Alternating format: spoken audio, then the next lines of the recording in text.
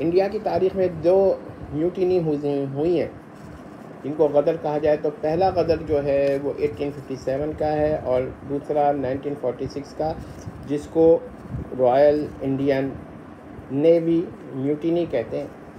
बाद में इसका नाम उन्होंने वॉर ऑफ इंडिपेंडेंस दे दिया। तो फर्स्ट वॉर ऑफ इंडिपेंडेंस तो 1857 की है और रॉयल इंडियन नेवी म्यूटिनी को आप कह सकते हैं कि ये second war of the independence.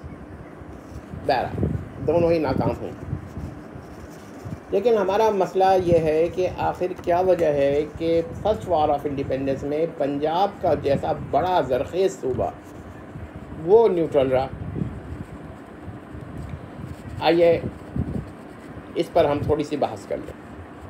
Punjab का इलाके में मेजॉरिटी मुसलमान है, लेकिन ये जो मेजॉरिटी है ये सिखों की वजह से काफ़ी परेशान रही है।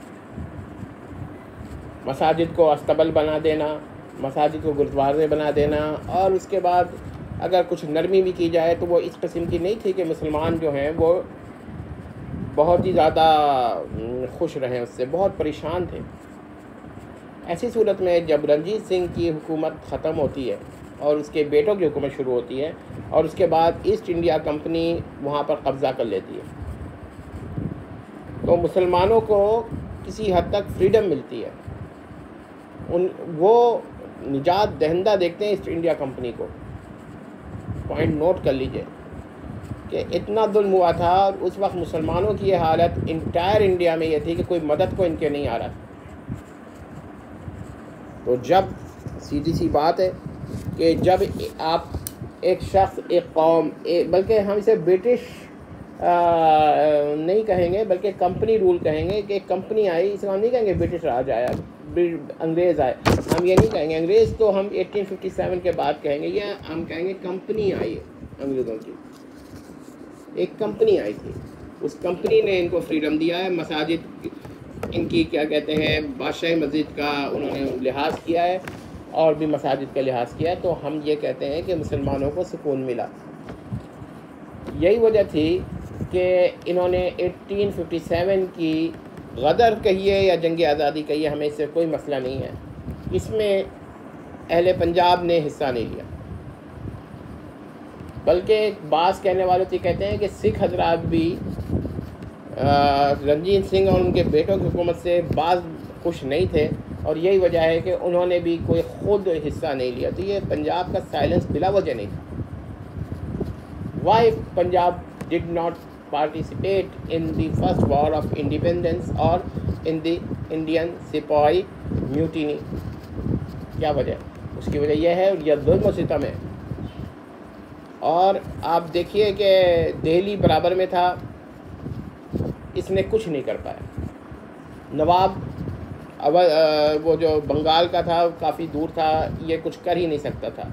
टीपू सुल्तान, सवाल ही पैदा नहीं होता है कि पंजाब की मदद को आता, वो तो मराठों से नहीं निजात हासिल कर पा रहा था। तो फिर अहले पंजाब क्या करते जिन पर इतना जुल्म था?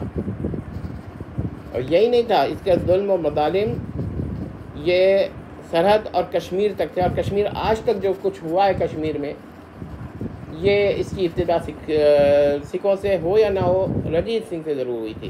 बहरहाल हम ये नहीं कहते कि एक रणजीत सिंह की वजह से तमाम सिख कम्युनिटी पर इतराज़ करते हैं, ये बहुत ही गलत बात होगी। लेकिन बहरहाल रणजीत सिंह था, उसने जैसा जुल्म किया है वो तारीख़ का हिस्सा है। तो मैं आप लोगों से कहता हूँ कि बाद लोग ये, मुझे हैरत हुई कि बाद लोगों ने ये सवाल उठाया कि भाई पंजाब क्यों साइलेंट रहा, ऐसे मौके पे इनर्ट क्यों रहा, नोबल गैस की तरह कुछ भी उसने कुछ नहीं किया, नोबल एलिमेंट की तरह। तो उसकी वजह हम आपको बताते हैं कि इतना जुल्म हुआ था पंजाब पर कि इन्होंने ईस्ट इंडिया कंपनी को अपना निजात दहिंदा समझा। और ये नहीं कहता बहुत ज़्यादा ईस्ट इंडिया कंपनी ने उनको मुराद दे दी थी मुसलमानों को, लेकिन बहरहाल जितनी भी दी थी वो भी उनकी तवक्कुआत से ज़्यादा थी। तो फिर आप मुझे बताइए कि वो क्यों साथ देते हैं।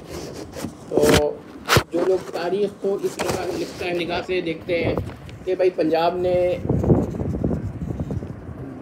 जुल्म के ख़िलाफ़ आवाज़ क्यों नहीं उठाई, इस इंडिया के ख़िलाफ़ क्यों नहीं खड़े हुए, तो उसकी वजूह भी हमने आपको बता दी है कि इसकी वजूह के जो हैं वो असल में सिख राजा, मैं महाराजा का लफ्ज़ कभी इस्तेमाल नहीं करूँगा उनके लिए, और इज़्ज़त से नाम ले रहा हूँ, उनका लफ्ज़ इस्तेमाल कर रहा हूँ, जमा का, हालांकि मुझे कायदे से उसका लफ्ज़ इस्तेमाल करना चाहिए, लेकिन बहरहाल हमारा एक तरीक़ा रहा है कि आप दुश्मन का नाम भी, जालिम का नाम भी जब हिस्टोरिकल ग्राउंड्स पे बात करें तो ऐसा मत लें जिससे नफरत ज़ाहिर हो।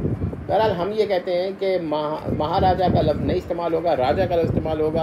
राजा रणजीत सिंह ने जो मज़ालिम किए उसकी वजह से पंजाब ने ईस्ट इंडिया कंपनी को अपना निजात दहिंदा देखा, तारीख़ है, और यही वजह है कि उन्होंने 1857 की जंग आज़ादी कही है या गदर कही है, हम जैसे कोई सरोकार नहीं है, में हिस्सा नहीं लिया। उम्मीद करते हैं कि ये जस्टिफिकेशन वैलिड होगी आप लोगों के भी नज़दीक, क्योंकि जिस कौम के साथ जुल्म हो रहा हो वो अपने निजात दहिंदा के ख़िलाफ़ अगर खड़ी हो जाए तो ये एहसान फरामोशी की एक अलामत बन सकती है।